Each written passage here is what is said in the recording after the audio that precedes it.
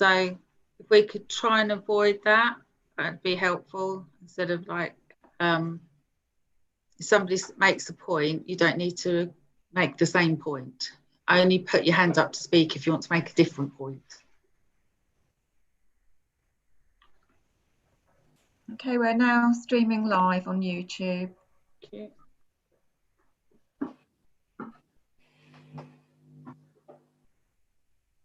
Right, just a little bit of housekeeping for councillors. If we could make sure our mobile phones are off for calls or anything like that, apart from the meeting, if you're using it for the meeting.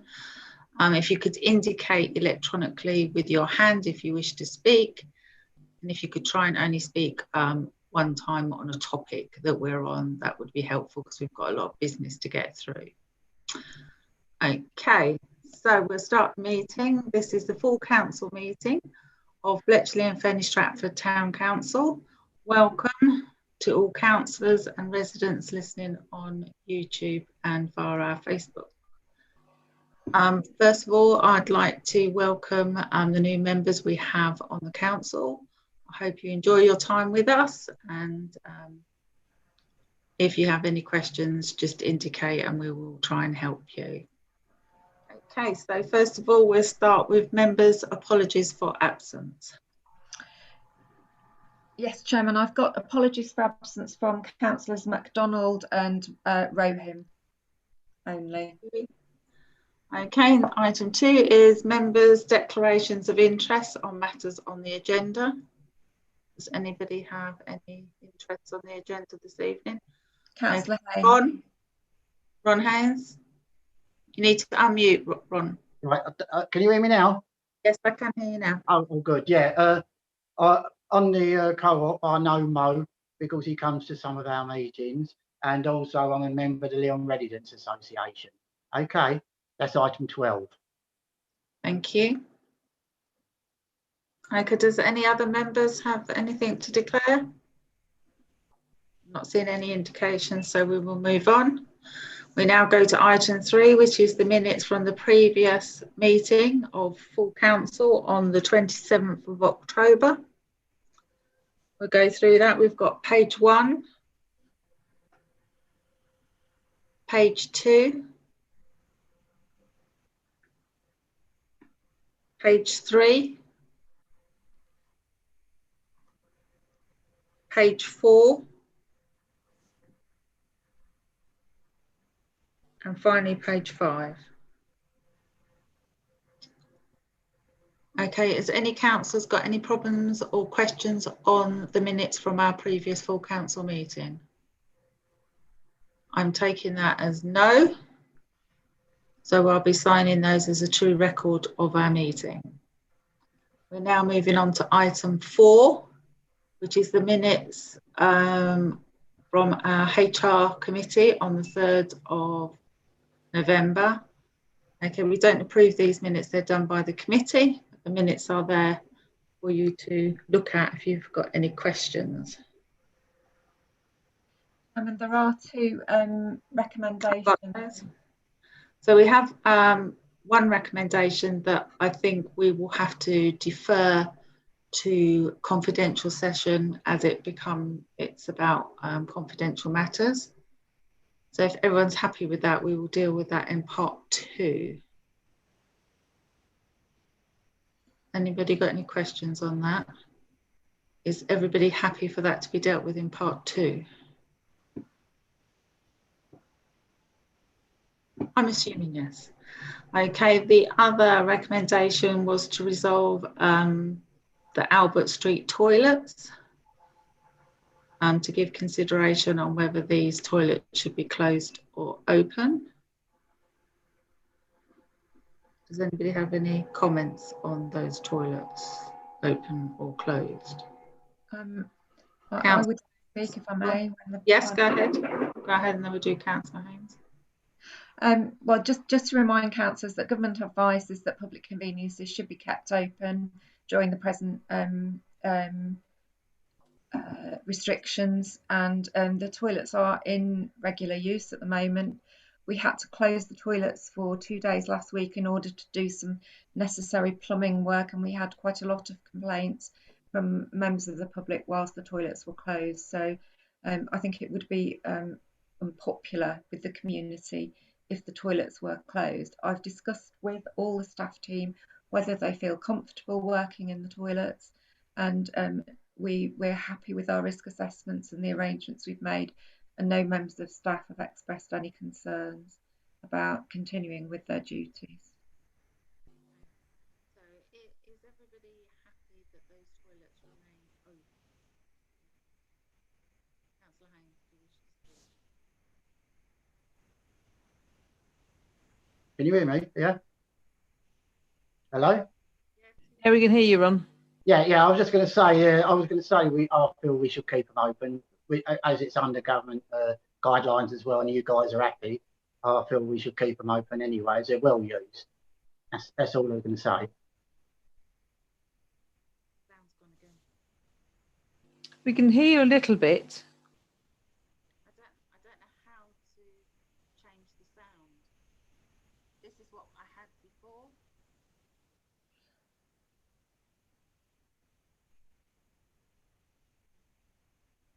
On your laptop, your volume controls on your laptop, are they maxed up to the top?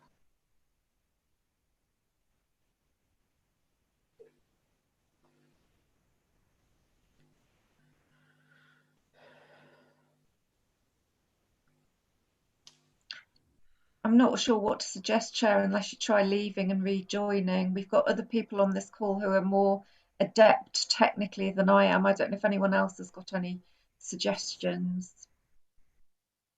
We were able to hear you before, but you just seem to have faded out. Mm.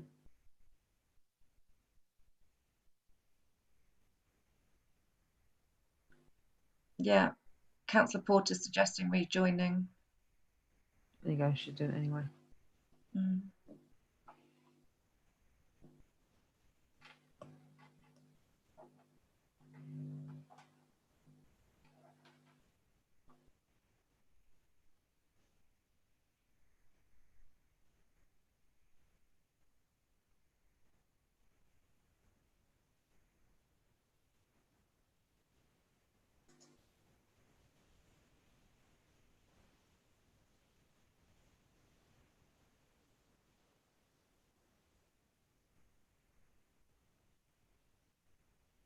Try that.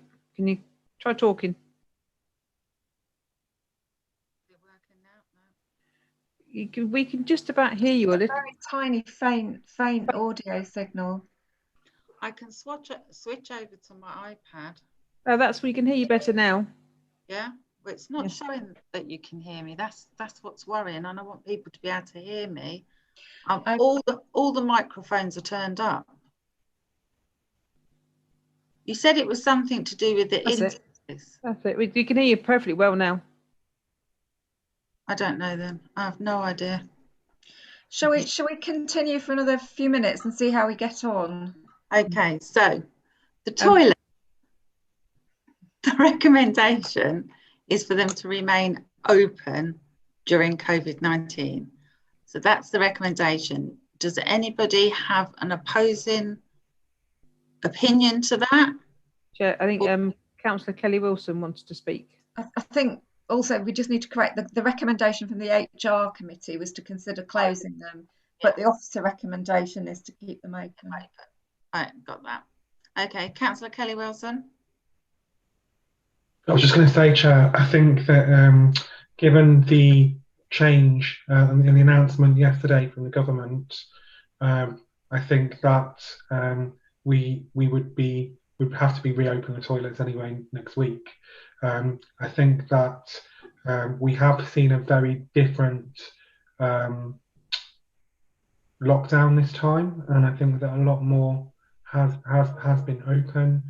And if the staff team are happy with the risk assessments, are happy to work with those conditions, I think that we should support them. Okay, thank you. Has it gone again? It's gone again. No, it's No, not. well, we can hear you. Okay. Councillor Keith Ely, you wish to speak? Keith, did you want to talk? Yep, I've just unmuted myself, Chair. Okay. Okay. Thank you, Chair. Yeah, as you know, I'm in favour of closing them. But that's a minority view, I realise that. So thank you very much. That's it. Thank you.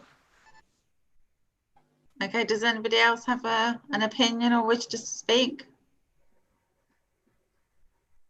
Okay, so I need to know, the recommendation from HR was to close them. The recommendation from the clerk is to keep them open.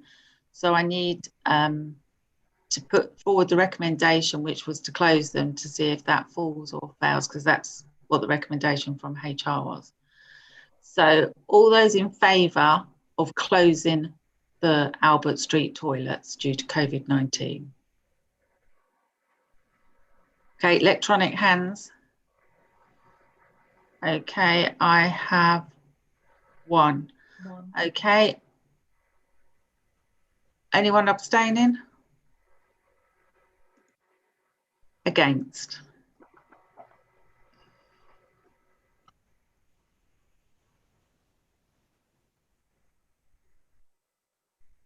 Chairman, I'm just a bit concerned Yeah. about the voting.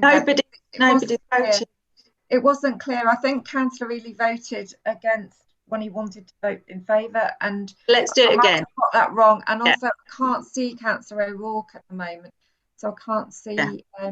I can't see. His Okay, let's try again. So the recommendation is to close the toilets. So if you want them closed, you need to vote for. If you want them to stay open, then against, because that's the recommendation. Okay. So all those in favour of closing the toilets? Okay. So we've got two there. Two. Yeah, two. Okay. All those against closing the toilets? Okay. Thank you. So I think that's encouraged that they will not be closed, they will be open. I couldn't actually see how Councillor Kenworthy or Councillor O'Rourke voted, to be honest. Okay, I don't know if they've joined. I don't know if either of them could speak, because I can't see either of them, and they are. I've asked them to unmute, but Can you hear me now? Yes, Councillor O'Rourke, how will you vote? There's no picture on my phone or any other device. I can't get a picture. Okay. So I don't want them closed anyway. I'll stay open. No. So you want them open? Okay. Councillor Kenworthy? I think with or without Councillor Kenworthy, the motion's carried to keep them open and not. The motion to close them has fallen, yes, because there was a large. I think, yeah. So, okay, so we now move on to the Finance Committee that was held on the 10th of November. Okay, you've got the minutes in front of you. Obviously, that's not for us to approve. The committee does them. I just want to see if anyone's got any questions on those minutes. And then I have two recommendations from that committee. Anybody got any questions? Okay. Councillor Ely, did you take the finance meeting? Yes, you do. Okay, Yeah. do you want to do the two recommendations? There's three actually. Oh, I've only got two. I have failed to highlight one, if I have. There's F2081 on page 16. Okay, yeah. It's to recommend the audit report to full council. That's the first one. Okay. So that's the recommendation of the audit report, is to approve that report. That's it. Okay. Is everybody happy to approve the audit report from the recommendation from Finance?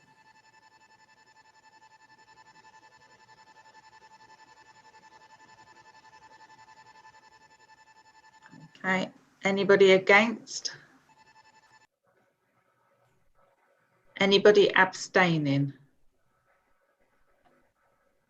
Okay, I've got nobody abstaining and nobody against. I'm taking that as unanimous for it to be approved.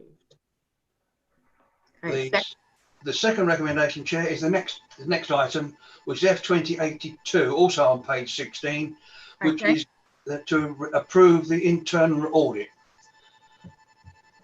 So the recommendation from from finance is to accept the internal audit. Okay. Is everybody happy to accept the audit? All those in favour? Okay. Anybody against?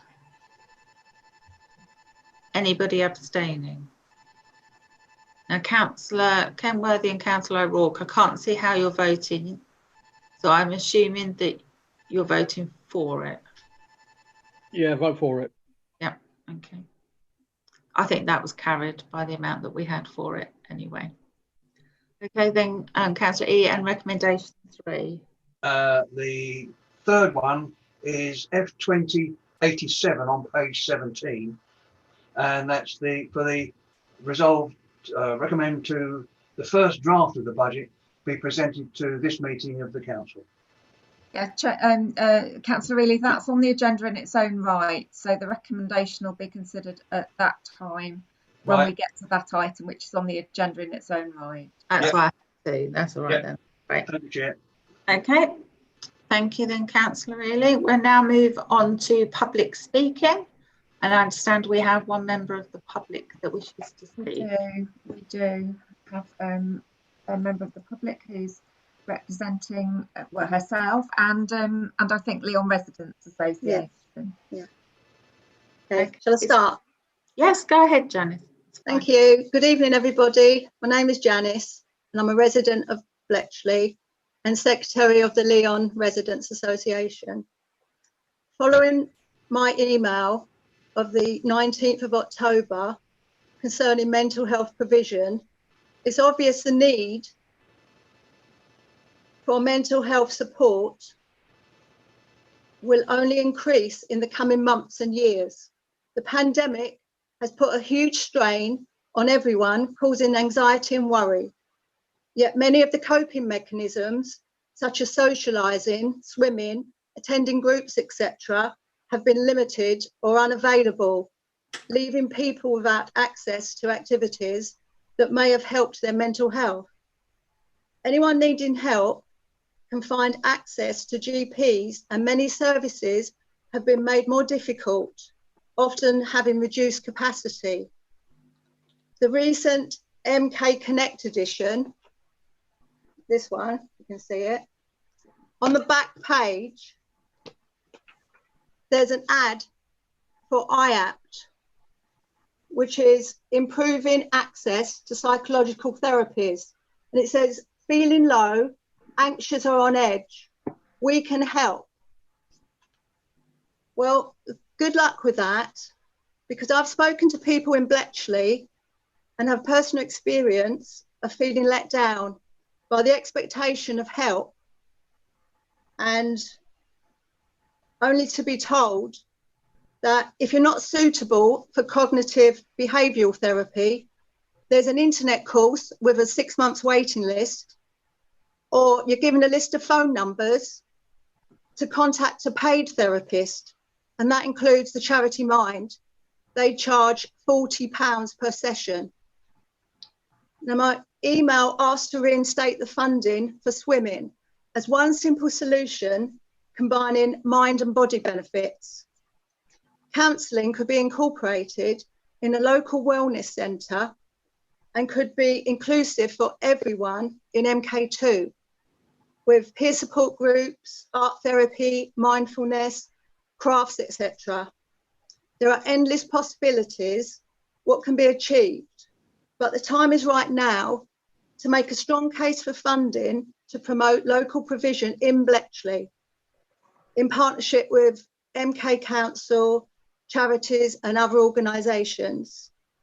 In conclusion, I'm not wanting to criticise existing services who provide much needed help to some sections of the community, but rather to say it's time to change our perspective of how things have always been and to look holistically at all forms of therapy, not just talking.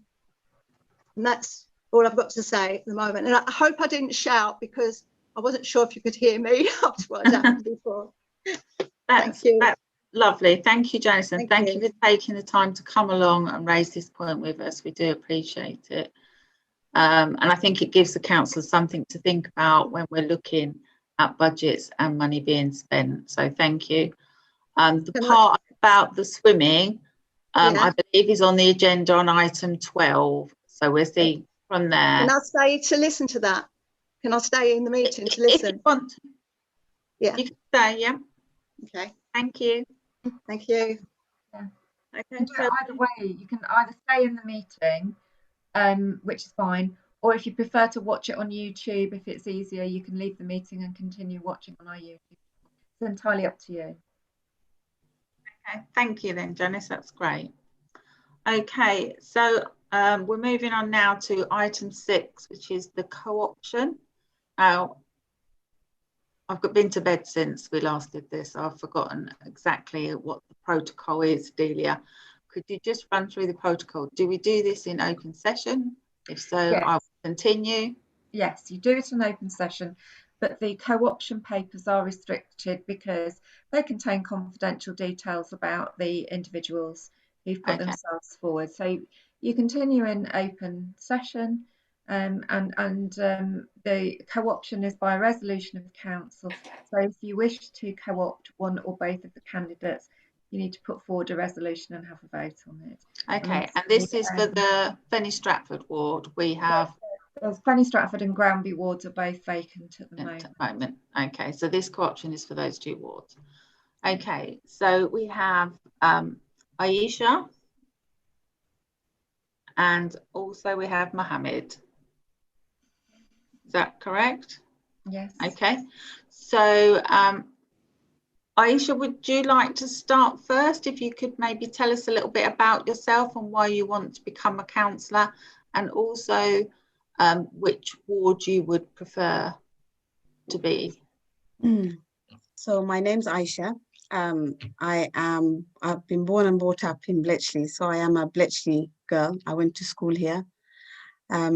I've done some work in the past in the community in my capacity of working for the council. I've been with local authority for 22 years now.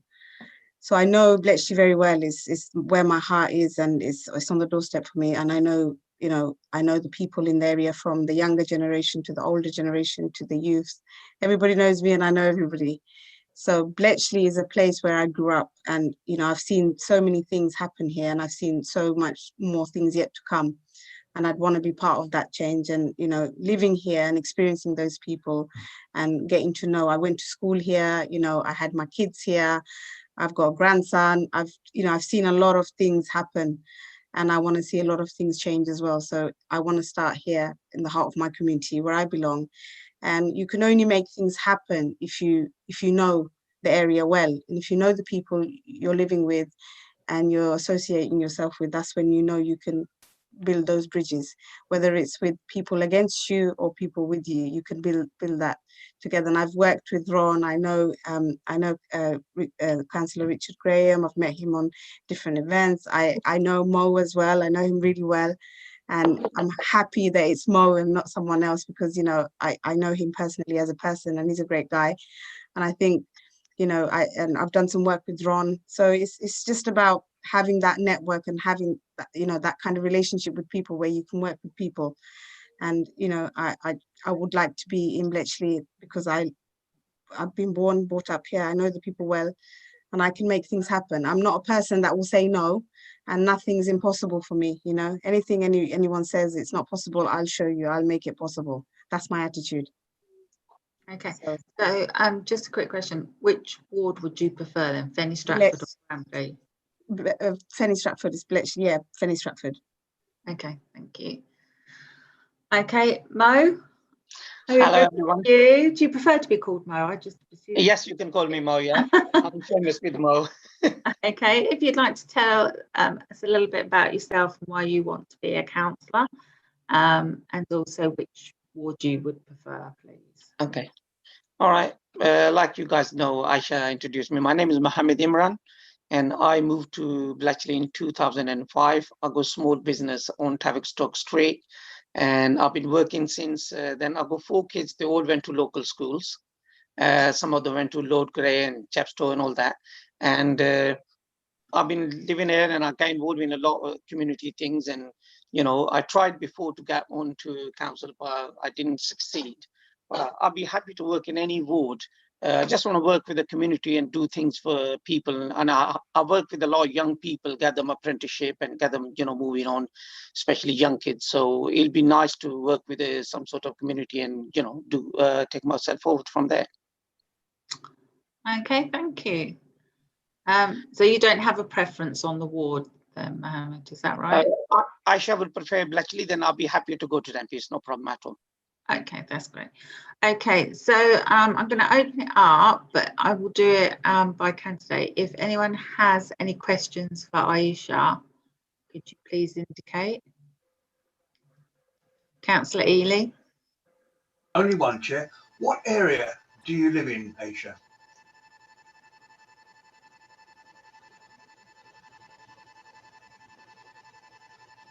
Oh, I can't take it off you. It's in your papers. Yeah, I've done it now. I live in Central Bletchley. Okay, thank you. Okay, any other questions for Aisha from any members?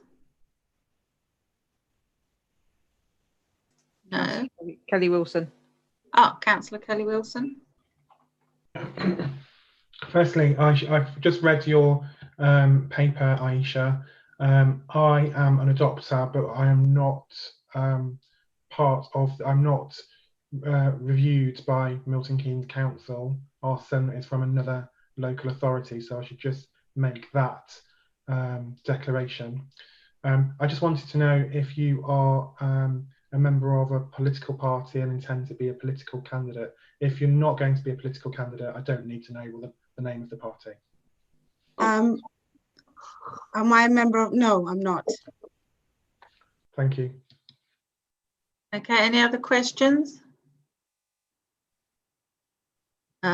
Councillor Stevens. Hi, Aisha. You mentioned change. What change would you like to see being made for the better going forward? That question for me, you know, I can see a lot of things changing. That's as a personal thing. I'd want the parking issue to be resolved, more parking, and you know, things around council tax, things around RAPs, infestations, around, you know, there's so many things around the environment. But at the same time, when you say what kind of changes, it's not about me, it's about the people in the community to find out what it is that they want to see change. Because my perception of growing up here, the changes that I've seen, some have been positive, some have been negative. In order for me to make this work, I have to go to the people who are in the community and get their views, and go to the people that who are not able to kind of express those views. Is targeting everybody, not just certain people like the young people or just the women. It's everybody. And the community where I'm from is the Bangladeshi community.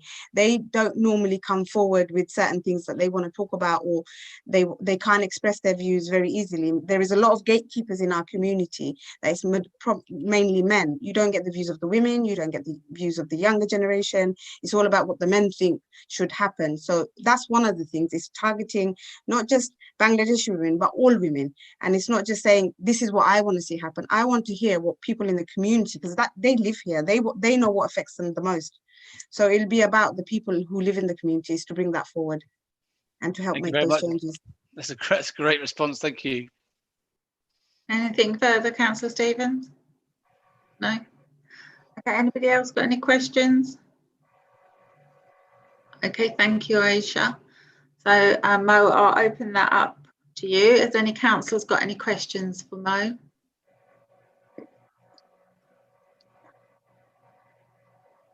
Councillor Porter. And Councillor Graham, when you're ready, Chair. Yeah.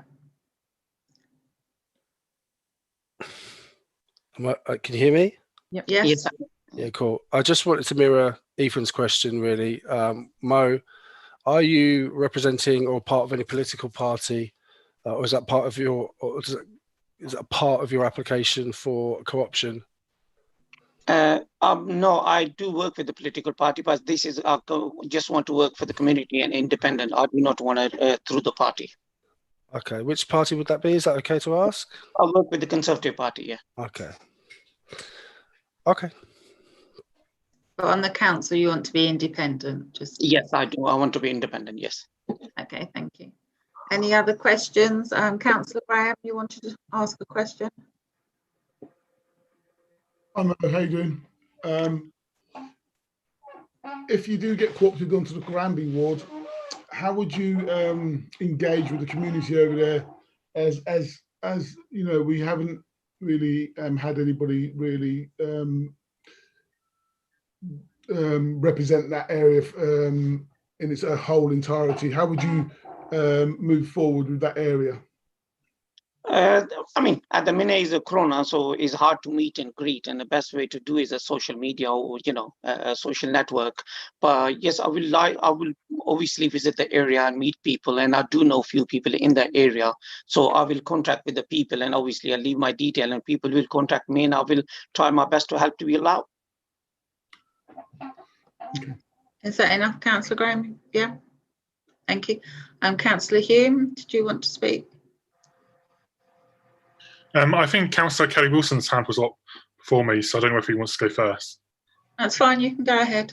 That's fine. I just have one particular concern, and it's in relation to the last full council meeting where you, Mo, you were up for a co-option and you didn't turn up to that meeting. And my understanding is that you didn't inform any officer of that.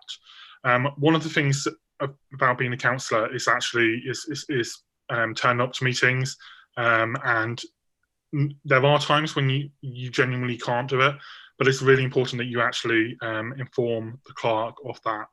And so I just want to make sure that you're aware of that commitment and the time commitment that being a councillor involves.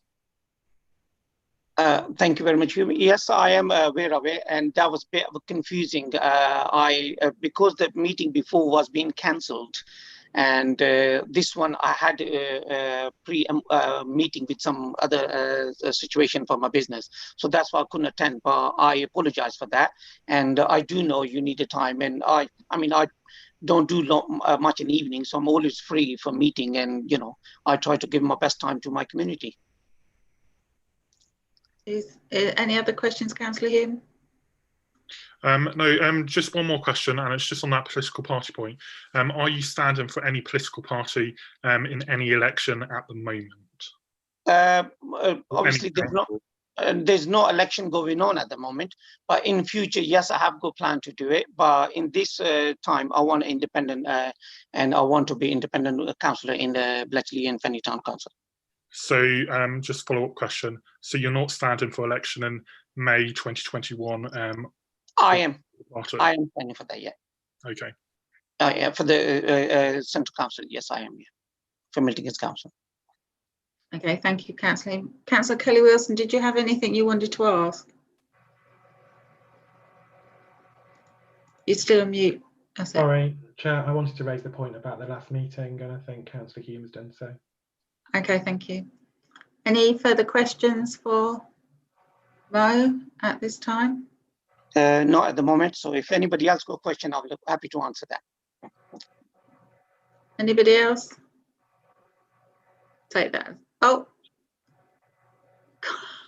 I don't know whether you can ask candidate to candidate. Yeah, no, I just wanted to say something, and it was the question was from, I think, Terry was asking him about Granby. I just wanted to say to Mo that if you need any help in those areas in Granby, if that's what everyone decides here, not that I'm saying I've been given Bletchley and he's been given Granby, but if it is, if anybody needed any kind of support or help, I won't be a person to say, no, I'm not going to help, it's not my area. I haven't got that kind of attitude. So Mo, if you need contacts, if you need anything there, I know Granby and I know the Shia community there, the Shia mosque there, I know the leaders there. If there was anything that you needed to kind of to start a starting point, I'd be happy to support you. We're both doing this together, so I don't want it to be like a segregation. I want it to be a joint thing, because I do know you quite well, and I want to work together as one, because I'm doing it independently as well. I understand that, Aisha, and that will go for every council. We'll give every councillor support in their areas, so that's not a problem. Thank you very much. Okay, so everyone's had a chance to ask questions. Everyone's had a chance to talk. Delia, how do we do the co-option for, because when we did it before, it was quite obvious. How do we do that this time? How do we do each ward? Well, you can do it by ward. If you start with if you want to start with Granby, which was the one that came up the first before Fenny, the Fenny vacancy became available, and then someone needs to make a proposal and second it, and then there needs to be a vote. Okay, so we'll do the Granby ward first then. So do I have a proposer for Granby ward? Councillor Graham?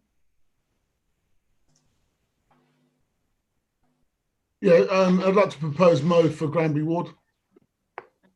Do you have a seconder? Councillor Haynes? Councillor Haynes? Yeah. Seconder, okay. Are you happy to be put forward for that ward, Mo, before I go to the vote?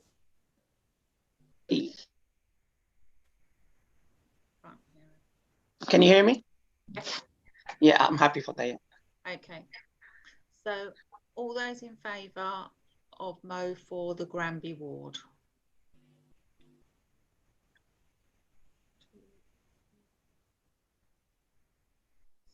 Okay. Sorry, Chair. Okay. Is anyone against? Anyone abstaining? Okay, I have 2 abstentions and then I've got everybody else for it. Is that correct? Because I couldn't quite see everyone's hands. I think that's correct, Chair. That's what I Yeah. did. Okay, so that's carried. So Mo, you've been co-opted to Granby ward. Welcome to Bletchley and Fenny Stratford Town Council. Thank you very much. Thank and I you. look forward to work with you guys. Thank you. Okay, we're now, yeah, look, they're all giving you a clap. Look at that. Thank you. I'm sure Delia or Jill will be in contact with you, Mo, to show you everything that has to happen after that. Thank you. We will move on to the co-option of Fenny Stratford ward. Do I have a motion for that, a nomination? Councillor Hume? I'm happy to propose Aisha for Fenny Stratford. Thank you. Do I have a seconder? Councillor Graham. Okay, Councillor Stevens, I think, was first. So you seconding that, Councillor Stevens? Yes, I'll second that one. Thank you. Okay, so all those in favour of Aisha for Fenny Stratford ward? Okay. Anybody against? Anybody abstaining? So I'm saying that that was everybody for that. If that is, can someone just tell me? Can't see Councillor O'Rourke. I don't know if he can still hear us.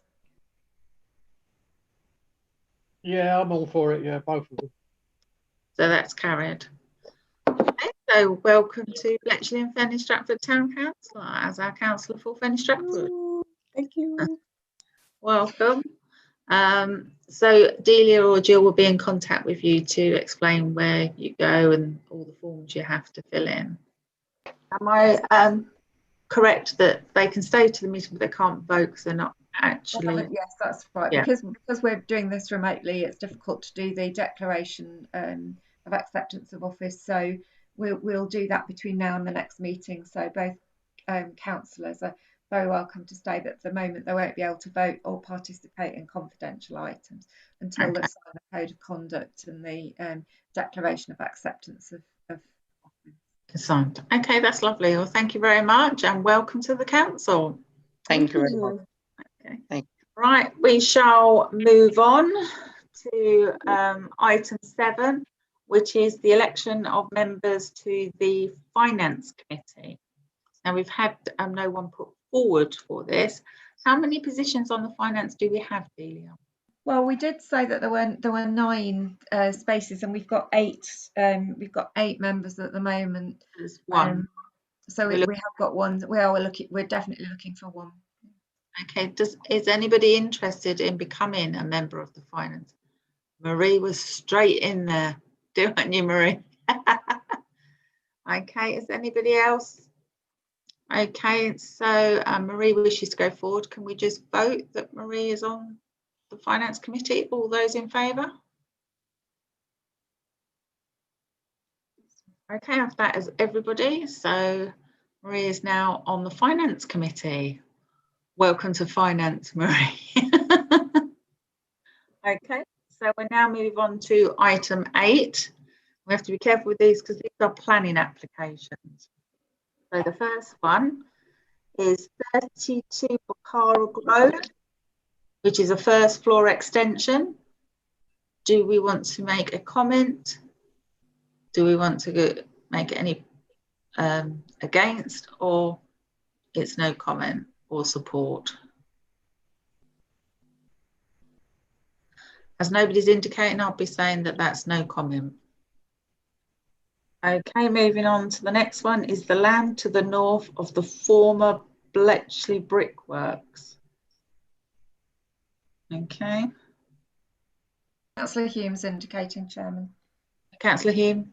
Hi, apologies for this. I didn't mention this at the start of the meeting. I was just, I had to leave the meeting and then quickly join it. So I wasn't quite prepared for the declarations of interest, even though my video was on. Just on this item, Network Rail, who was the applicant, is my employer. And therefore, if we were to have any discussion on this, I wouldn't take part or vote on any motion to do with this. Okay, Councillor Stevens. I have the same employer as Councillor Hume, so I'll be doing the same. Okay, thank you for that. Okay, so on this item 2, on the land to the north of the former Bletchley Brickworks, do we wish to make a comment? For or against? Councillor O'Rourke. We will support it. Okay, does anybody else have the view, or do they want to make no comment? Okay, Councillor O'Rourke, on what way do you want to support it? As we've been doing for the past 14 years.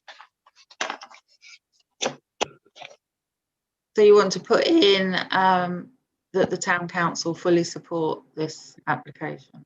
Yes. Okay, do we have a seconder to that? Councillor Kenworthy. Okay.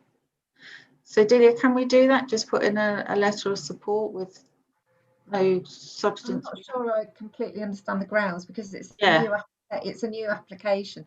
That's so what I'm struggling with at the moment to understand. it would be good to have some reason for the support. Councillor O'Rourke, we need a little bit more information from yourself and Councillor Kenworthy of the nature of your support and the reasoning. Well, they've been involving us all the way. I always get emails for them, and I just feel that we ought to support them, whatever they do. Unless you want to be left out of the loop. It isn't necessarily a thing, but if we make no comment, that's a similar. Well,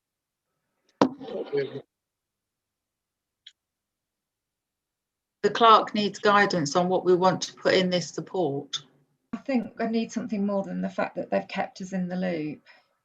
okay. I think Councillor Porter and Councillor Kenworthy also wish to speak. Okay, Councillor Kenworthy, as you second it, I'll go to you first. We can't hear you. It will bring economic prosperity and jobs to the area.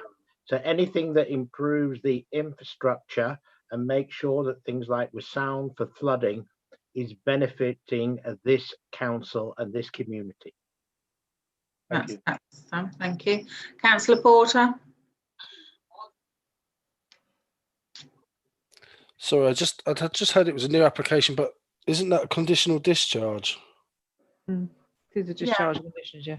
Right. Okay. Just wanted to clarify, that was all. That's all it is.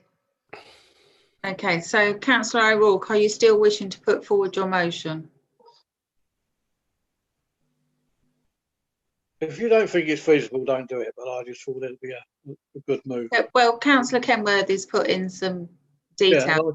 Yeah, and that's better. I agree with everything he said. Okay, so I'd like to put it to the vote. All those in favour of the motion of Councillor O'Rourke and Councillor Kenworthy. Okay. Anybody against? Anybody abstaining? Okay, I've got 2 abstentions, and I assume everyone else is for it. Yeah. So that will get carried. Do you agree with that? Yeah. Also, councillors who are not participating. Yeah. So that's for it. So that can go. Okay. We will now move on to the third one, which is Bond Avenue. What is this? To approve a proposal of telecommunications installation. Anybody wishing to comment? Can I take that as a no? Moving on to the next one is 138 Queensway, Bletchley. First floor office space from B1 office use to C3 residential.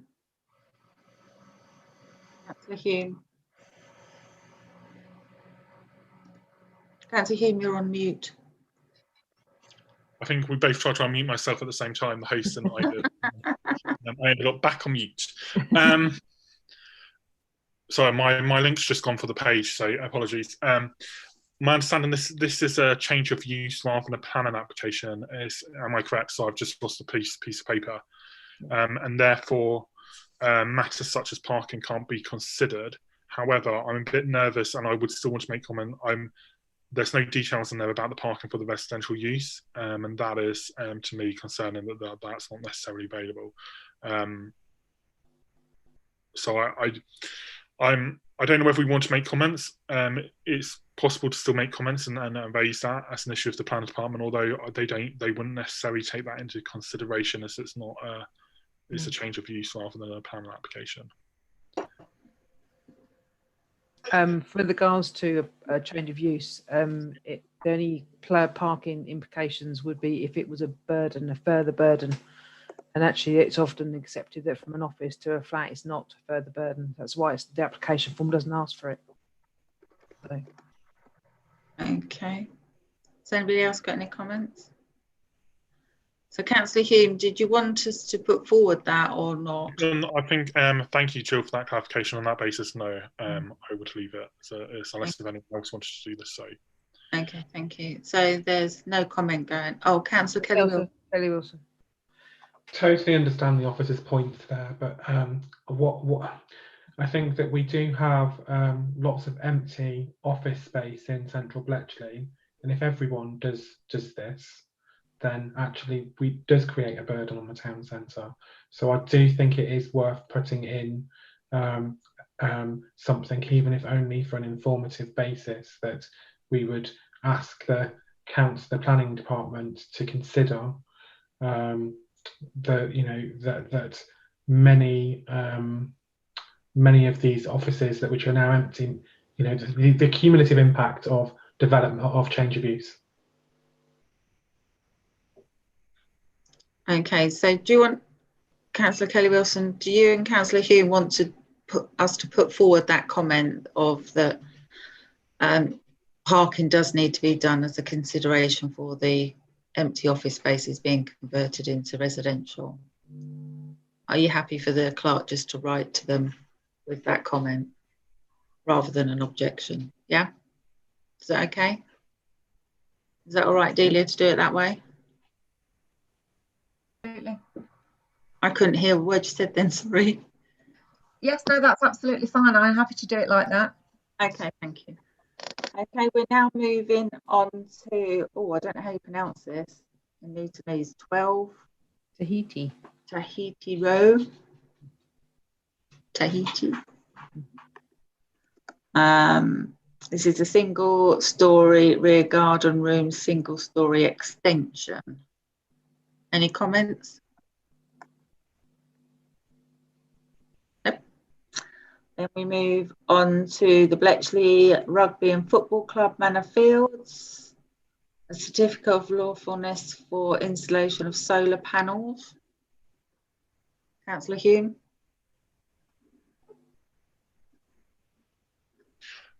Yeah, I think as a council we should be supporting the use of solar panels in our community. We've already, as a council, committed ourselves to be carbon neutral and declaring a climate emergency.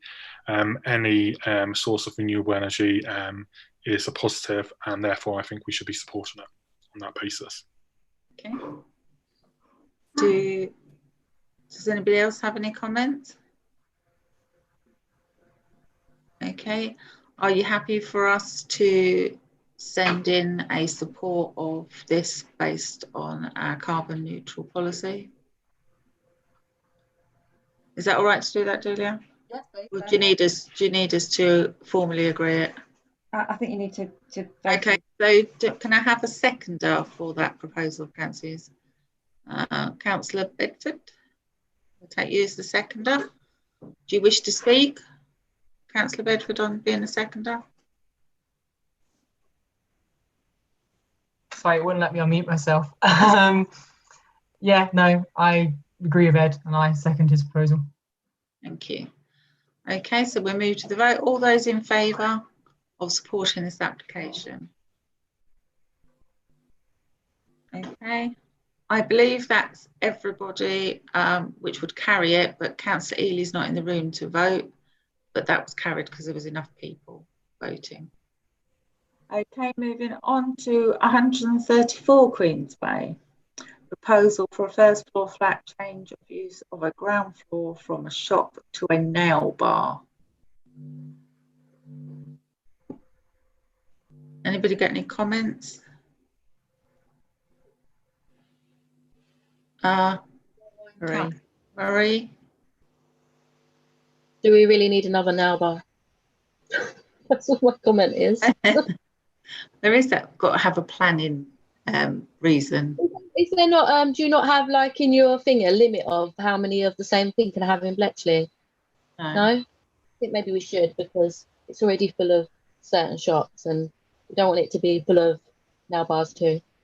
Okay. What variety? So I'm against. Thank you. Okay, Councillor Hume.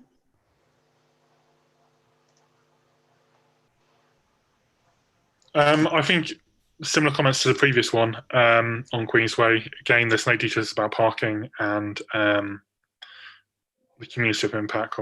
It's a proposed first floor flat, so I'm assuming that that's a new first floor flat, and there's no details about parking or a conversion to a first floor flat, and there's no details about parking. So again, I think the comments that we made on the previous Queensway application should be made on this one as well.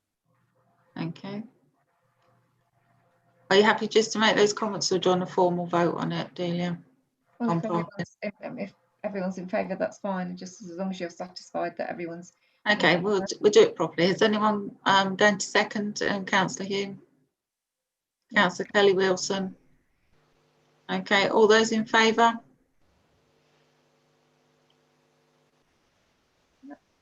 Okay, anyone against? Anyone abstaining?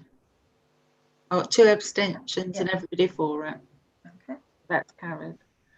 Okay, moving on to the next one, which is 133A Pinewood Drive, proposal of a single-storey rear extension. Any comments? No, no comment. Moving on, this is the Premier Academy, Saffron Street, tree preservation order to remove one black pine T3 has sustained major storm damage and has fallen into the children's play area to be replaced with a similar species. Any comment? Councillor Stevens. Councillor Stevens. So I've been to have a look at this tree this afternoon because on the planning application there weren't any photographs. So the headmaster kindly showed me the tree, and it's based on a recommendation from the tree surgeon that the tree should come down and be replaced with a younger spruce. So he's going to replace it, but he's got some cabins around there which if anything else falls over it, could damage it's the quiet area they've got in the school. That's lovely. Thank you for that. Okay, so any comments? We'll do no comment then on that one. Okay, so I think that's all the planning applications. Yep. So we're moving on to item 9, to consider a response to Milton Keynes Council proposed amendments to the council tax reduction scheme. Yes, Chair, this is a matter for you to decide as a council whether you wish to make a corporate response or whether you would just prefer to make individual responses to the consultation as individuals. The consultation closes on the 26th, so we don't have very much time to consider this now. It's an online consultation, and basically what's being asked is whether you're in favour of the scheme that they've put forward for the way they intend to deal with changes in benefit amount week on week in order to ease the administration of the scheme. Okay, what was the closing date? 26. 26. Okay, so due to that, us formulating a response is quite short, so maybe it would be best if we all did our individual responses, because we can do that. Is that correct, Deela? Yes, you can. Yeah, definitely. Yeah. Is everybody happy to do their own response? Councillor Hume? Possibly. I've lost him. There you go. So I'm used to being able to control the mute button myself, and I'm not able to today. Even when I can control it, I still leave it on mute. So I'm not quite sure if it's better or worse. Yeah, I think in principle, I think it's probably best that we respond individually. But one of the things that jumps out at me is if it's a change, and it doesn't say whether the change is positive or negative on the resident, and clearly there is an administration saving, but actually it's the person then, if it goes one way, it kind of makes sense that no one's losing out apart from the council save money on administration burden. But if it moves another way, it's the resident losing out on support that they should, that they would ordinarily get. It's not a huge amount, but it does add up, especially if you're on a low income or no Chairman, income. I think Jill may have some intelligence on this. She's looked. Okay. As the previous writer of the scheme, unfortunately. Yes, it will impact people both ways. It's both for increases and decreases in a weekly benefit amount. The council gets what's called right time information from HMRC on a daily basis and from the DWP, and every day someone's benefit can be changed by a tiny amount. At the moment, that triggers a bill every time it happens, and it means their benefit goes up and down and people can't budget. So the whole idea of this is to try and remain some stability, and there will be winners and there will be losers, unfortunately. But it's one of those things that obviously Milton Keynes Council decided just to go with a blanket policy of any change within that criteria would not be applied, basically. Okay, thank you, Jill. Okay, so I'm going to propose that we... Councillor Kelly Wilson wants to talk, I think. Yeah, okay. I propose that we respond to this individually, if someone could second that. In the meantime, if Councillor Kelly Wilson wishes to speak. Thank you to the Support Services Manager for explaining it, because it's a 229-page document that's been circulated, and I think with the greatest will in the world, I think it is quite legal in tone and very difficult to interpret. And I think if Milton Keynes Council are asking for are consulting on such a document, they need to make it easy for people to respond. Okay. Councillor Graham.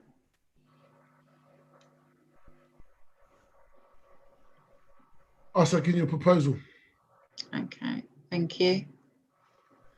So all those in favour that we do individual responses? Okay, anyone against? Anyone abstaining? I haven't got anyone abstaining or against. Councillor Porter's abstaining and Councillor Rahim was against.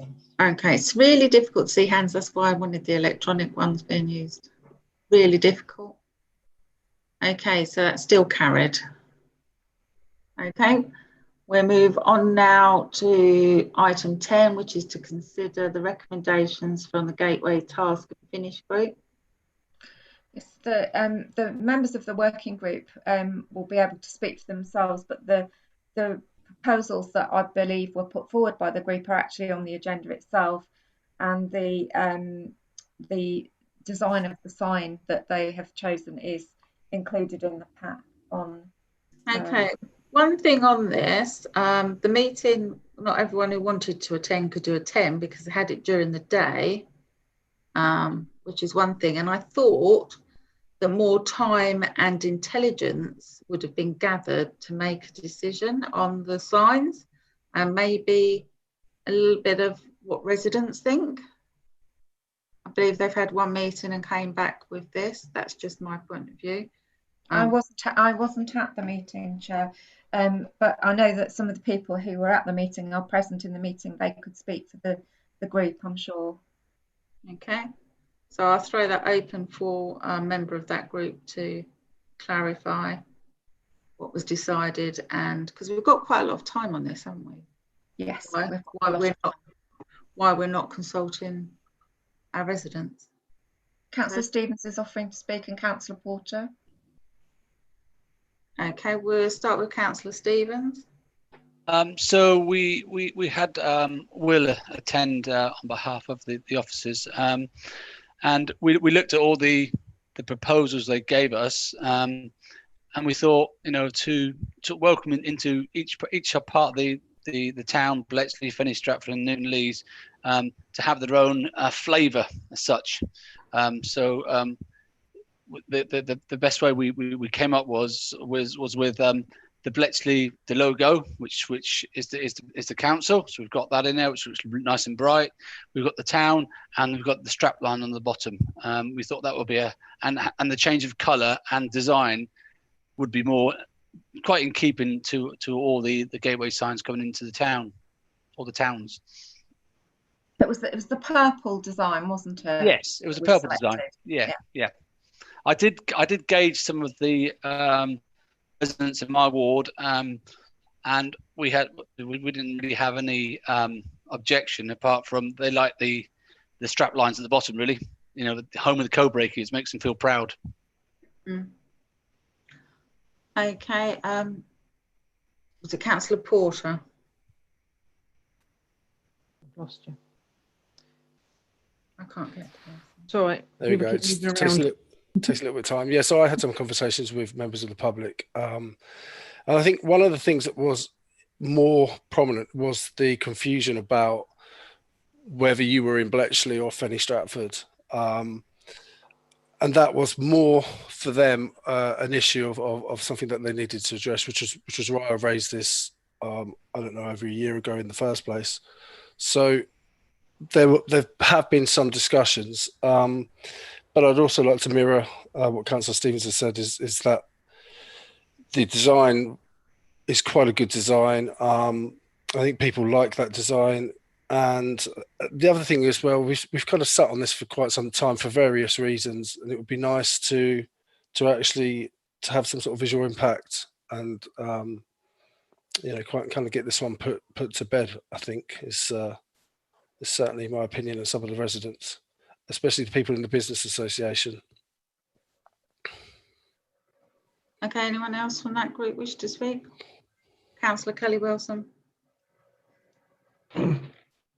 Firstly, I think so in Newton Lees, this has been something that's been spoken about for years. You are thanked for leaving Bletchley and Fenny Stratford when you drive into Newton Lees, and they have for a long time not felt part of the parish. So I think there's been quite a bit of consultation that has gone on in Newton Lees ward with regards to it. I think it'd be really welcomed. In terms of the sign which says, proposed sign which says "Welcome to Newton Lees, home of Willow Lake," I did talk about this and also an alternative, and I think the community would like to have a link to the brickworks, so saying formerly Newton Longville Brickworks. Okay, thank you. Anyone else wish to speak? Councillor Hume. Councillor Hume.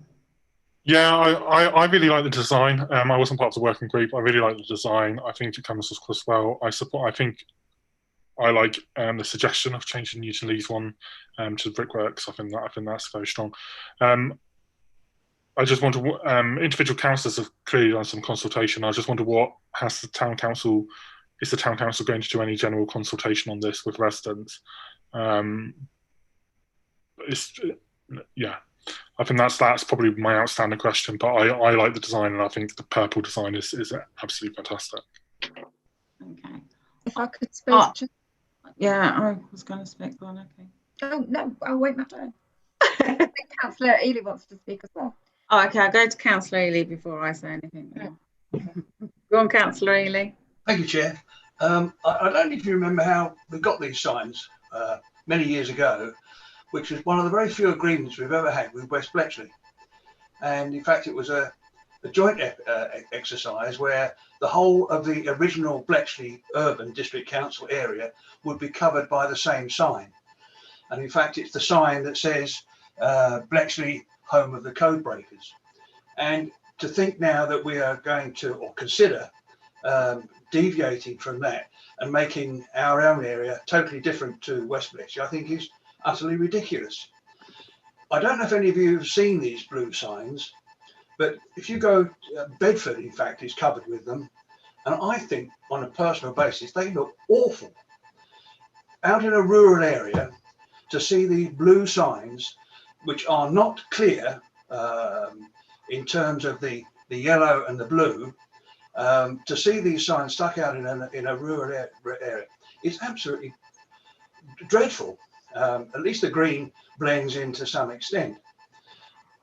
And I think the last point I would make is that we really started off by trying to look at the signs that were going to cover Newton Lees. And from there, it's developed from that exercise into something that's going to cost, at 2 year ago prices, £40,000. Now I can think of a far better use of £40,000, especially when we're trying to think of in terms of things that were raised even tonight, and how we are going to try and address and help the COVID exercise and the development or the problems that are going to occur in unemployment alone. And to think we're going to spend that sort of money on that, I think is quite disgraceful. And I would hope that we will vote against it and that we will maintain the idea that we would include and move the signage to include Newton Lees. Thank you, Chair.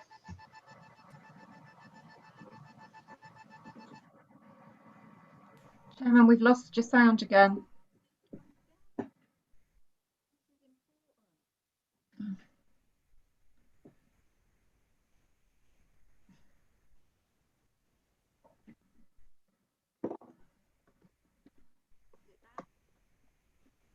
No.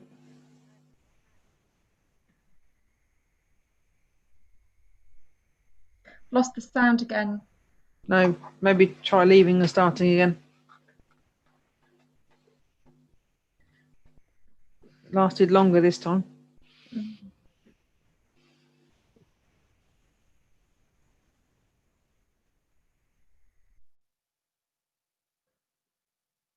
If we can just wait till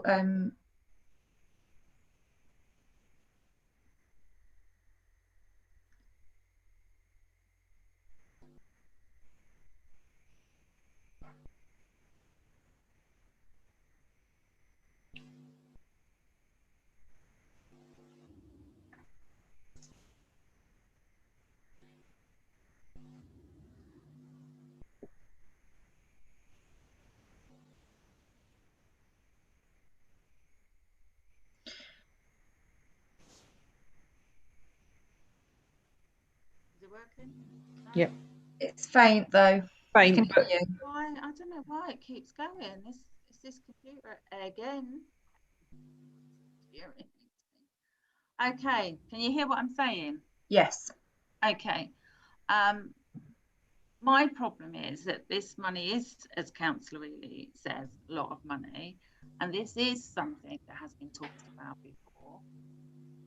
We have got time to make this decision. We shouldn't rush. This has been one working group meeting, and I think it needs more input. Just councillors speaking to residents, to me, doesn't warrant a proper consultation with residents. And I think we should be asking our residents what they think they want to identify where they live and where they have been raised, and it's their community. Yes, I think the signs are great. I'm not so sure about the purple, but that's my personal opinion. But we do need to identify where we are. I've got no problem with the wording on them. But I do think when we're spending this much money, it shouldn't be down to one working group and one meeting that decides such a huge thing for our residents and our community. It should go out to a proper consultation with residents, with options, and also ask them for what they think. Have an option on there for what do you think? What do you want to see? And I think that's what's important. And I just don't want us to jump straight in with making these signs from one meeting. I think it's really good that it started, and it sounds like you've had a fantastically productive meeting, which is great because we have had problems with working groups in the past. And I think it's great that you're talking to your residents. I think we do need to do something on a more formal basis before we go and do new signs, because people are passionate about where they live. And if we put something up they don't like, they're going to tell you very, very quickly. So I think that's really important that we consider that first. Chairman, I think Councillor O'Rourke wanted to speak. Okay, Councillor O'Rourke. I'll probably disappear again. Yeah, can you hear me? Yeah. Yes. Yeah, okay. We had the signs put up about 10 years ago, the ones from West Bletchley, and within those ones, we had Fenny Stratford ones put up. Unfortunately, people who were in charge of putting them up didn't know where Fenny Stratford started and when it ended. It seems people have forgotten that it actually used to go all the way down to the railway. And there is, in fact, 3 Bletchleys: West Bletchley, Bletchley and Bletchley Town. So I know we're surrounded by it, kind of a state east. There could be an East Bletchley, you could say, and Fenny Stratford within it. Also, I'd like to point out that it's not only the Ackroyd Stewart heavy oil engine that was invented here, the large milk churn, and in fact, the first tea bag in this country was invented down the end of Oliver Street. So there's lots of things to point out, but I think Keith is right in saying that we've spent enough money on all these things already. They're only 10 years old, those signs, home of the code breakers and Fenny Stratford. And I don't see why we're spending out all this money again. Signs, street signs and town signs should last longer than 10 years. Okay, thank you, Councillor O'Rourke, for your opinion. I would like to propose. Councillor Kennedy, we've got Ethan and that's okay. I know, I can see them. Okay, I would like to propose that the working group look at doing a consultation paper for residents on what they're proposing here, and let's do that. That's my proposal. Now I will go to Councillor Porter, I think was first.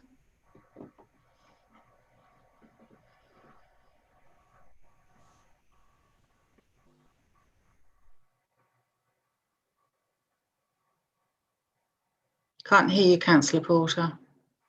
The working group, I'm confused by your comment, Angela, because the working group was tasked to have these discussions, but now you're saying that it isn't right for the working group to have these discussions. It doesn't make sense to me. On that matter. I think my sound's gone again, has it? No, it's there. Yeah. Okay, Councillor Porter, what I'm saying is you've had one meeting to come up with those recommendations. I'm saying that those recommendations should go forward to the residents, and you should do a proper consultation with residents. That's what I'm saying. We did speak to residents, but then you're asking us to do it again, and I think formal. You've done it informal. One of the things that I'd like to point out is that we are elected by the residents to represent them. So if we, based on that, I think we should be able to be competent to speak to the residents and then give you that advice. If you then want another consultation, that's fine. But I just wanted to point out that we had spoke to them. And I also wanted to make it quite clear that actually this originally came from the Business Association of Bletchley and Fenny Stratford, who had pointed out quite rightly that people do not know that they're entering Fenny Stratford and they're confused by the signs. And it's not okay for people to have that confusion, and people should have their own sense of identity. So I think we've already established that on numerous meetings, and I think we're going around in circles if we keep having that discussion. That's me done. Chairman, please, could I speak, Chair? Yes, please. The working group was tasked with agreeing the form and the wording of these 3 signs, which have already been agreed to be funded through the Community Infrastructure Programme. So the working group was tasked with deciding on the design of those. The council's already made the decision to replace these signs, and unfortunately, because it's coming through community infrastructure funding, it's now going to be delayed until next year. This proposal of the £40,000 to replace all the other signs is another recommendation that's come forth from the working group, you know, quite correctly, but it's not something that has not been in front of the council before today. And I have to say I agree that if that amount of money is going to be spent, we should do probably a fuller consultation, which can be done. You know, we're happy to do that. Yeah, okay, thank you, Delia. Anyone else wish to speak? Councillor Kelly Wilson.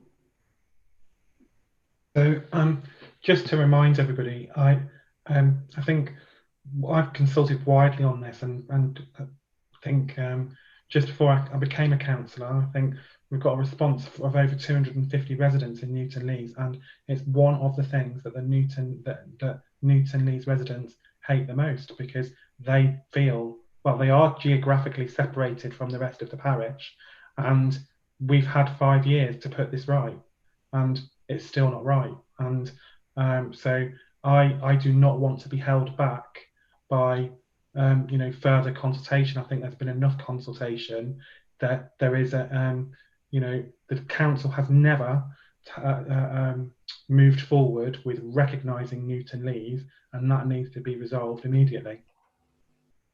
Okay, Councillor Wyman. All right. Sorry, it's Weimar. I won't. Sorry. No, my query was, because obviously I missed it when I just joined properly, is why the Lakes one went on there as a sign. Is it because we've already got one, or? No, there isn't a sign for the Lakes. There's a sign for Water-Eton, but these are the gateways that are on the exterior of the parish, if you like, that are on the perimeter of the parish. But when you come in. Sorry, aren't you entering from like Leighton Buzzard, Stoke Hammond way to come onto the lake through the lakes? Historically, there have not been signs for estates. There have been signs for areas. I suppose you could argue that Newton Lees is an estate, but you know that's not been in. That's not something that's been discussed previously. The Lakes estate. That's all I was querying. Okay, thank you. That's fine. Okay, I don't think we need to dispute these have been coming in a long time coming. But I think we need to do it formally. We're spending a lot of money, and I think we need to get the signs right. So Councillor Ely.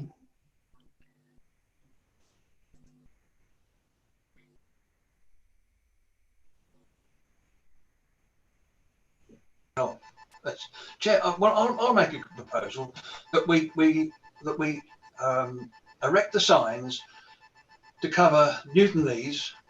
In other words, we move the signs to cover Newton Lees, so that Newton Lees is included within the Bletchley boundary, and that the signs are those that have been agreed for the whole of the rest of Bletchley. That's my proposal, Chair. Okay, well, I've already got a proposal, because I put a proposal that we do this to consultation to find out what residents actually want, and to make sure. Seconded, Chair. Yeah, I haven't yet, nor have your one. So I'm waiting for a seconder on that. Do we have a seconder on that? Councillor Graham.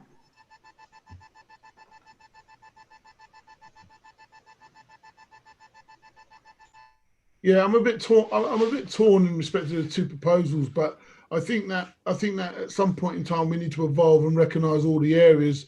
And if we're looking at the future, which is what we discussed, is about recognising what we've got in our parish and the historical value of everywhere that's in the parish right here, right now, moving on for our 3 to 4 to 5 year plan and the legacy of Bletchley and Fenny Stratford, that we are going to be having more estates built in our parish, and it's to recognise these estates moving forward. I'm a bit torn in respect of the proposals, but if we've got the time, I don't see why we can't put what we've done in the working group to the public and show them what we've come up with and see what they come back with. So I think I will move forward and say, you know, we've got the time.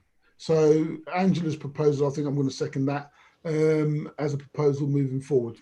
Thank you. Let me be clear, I want to use what's been done by the group because I think it's important. Yeah. But also on this consultation, we can ask our residents what they think the sign should be. There could be signs for other places put on there. But let's ask, we've got the time and we've got the money to wait. Let's make sure we get it right. And I think if we don't consult our public, then we could be doing something that they don't want. Just asking a handful of residents, it isn't the answer. We need to do a proper formal consultation on this. Just to come back on that, we are going to be using the recommendation from the working group, right? And yes. The sign that we've got there. Yes, and right. Add more substance as well on things that have been brought up this evening. Yeah, that's fine. Okay, so we've got that motion. Councillor Hume. Sorry, I had my hand up for quite some time there. I think I'm going to support your motion, Angela, because I think we do need to have some more time on this. And one of the things that I'm not clear on is I'm not clear on the costings. So I'm not clear on, I would welcome in any paper is exactly what we agreed and we've budgeted for in terms of the Community Infrastructure Fund, and then what the additional cost is and what would that additional cost be buying, which signs would that be buying. My biggest concern at the moment is actually, whilst I recognise that we do need to, there are some tweaks that need to be made, especially around Newton Lees and a little bit around Fenny Stratford. I do think we need to be careful here. This is a lot of money, as Councillor Easy said, and we've got some interesting proposals coming forward later on in the meeting, which I think deliver better value for our community and for rather than just some metal in the ground. I'm being quite direct there. That's probably a little bit extreme, but we're paying for metal to go into the ground where we could be spending £40,000 on wellbeing services, free swimming, counselling services, other services detailed on the report in item 12. So for me, there is a balance there between what is the biggest priority, and it may not be the signs, but I would be interested in seeing a report coming back detailing the costs of the original Community Infrastructure Fund and the additional costs and what that additional cost would be going to. Okay, I think the agreed cost at the moment was 9,000. Delia, maybe you could correct me. Yeah, it's around 9,000, and we've already accounted for it in this year's budget. We've precepted for it. It's all agreed. It's been deferred to the next financial year because the Community Infrastructure Fund has been deferred by Milton Keynes Council. So that those three signs have already been budgeted for, and we've raised the precept for them. The additional 40,000 would be something that we would need to get recosted, because that quote, as Councillor Reilly's pointed out, is old, and we'd need to budget for that going forward. Okay, I think everybody's had their fair say on this now. Everybody's spoken, everyone's put their point of view across. So I think we will now move to the vote on this, and I need everyone to be clear on how they're voting. Okay. So all those in favour of the motion to send this to public consultation and to do some more work around it. Okay. 1, 2. Can you get the votes? I'm just trying to check. Councillor Porter and Councillor Kelly Wilson, are you voting, or are your hands still up because you're waiting to speak?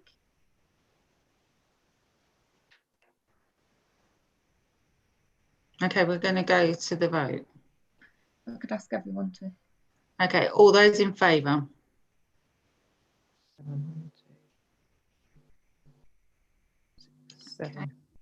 7. Okay. Against? 2, 3. Abstaining. Well, I make that carried. So that's carried. Okay. So that's carried, so we'll get some more information. I would like to thank the working group because I think they've done a tremendous job and these do look absolutely fabulous. But I just think we need to ask the public. Councillor Hume.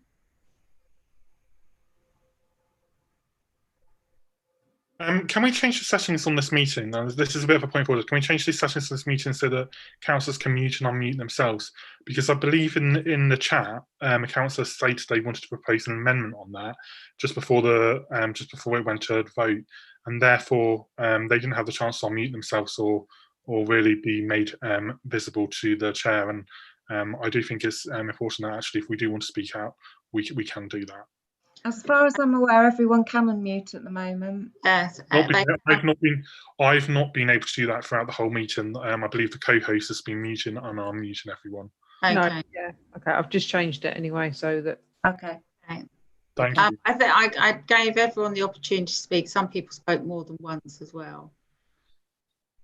So everyone got a chance to speak and the proposals. I don't see, unless Delia's going to correct me if I've done anything wrong.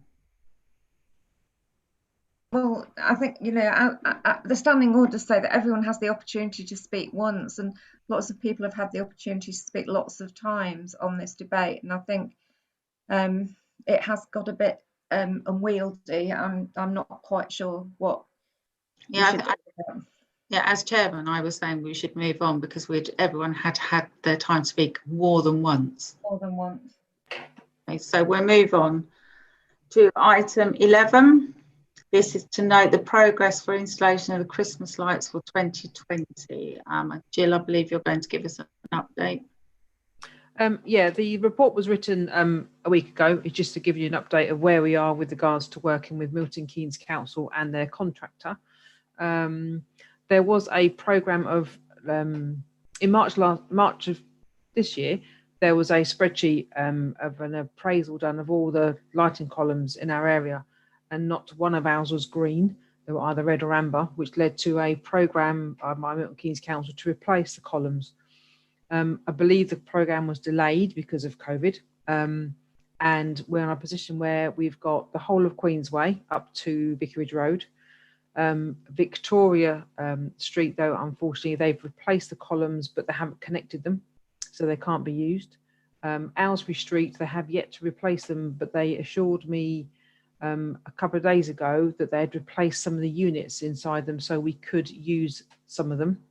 So this weekend coming, our contractor will be going back and putting as many lights as they can up in Aylesbury Street. Those that are structurally sound and those that have got the right connections in them. So there will be some in Aylesbury Street now, but there won't be anything in Victoria Street because they're not connected at the moment. And we can't use the old columns because of their structural integrity. The Christmas tree is up. The lights are all due to go live next Saturday.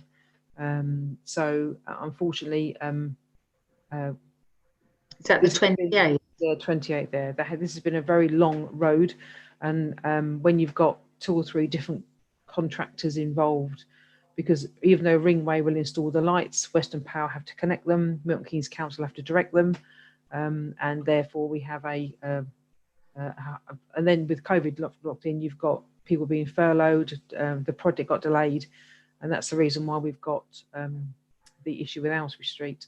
But I'm hoping on Monday I will have an appraisal of how many lights they've managed to put up for us in Aylesbury Street, but it won't, from what I understand, be every single column we normally have, because not all of them have got the correct connections in them.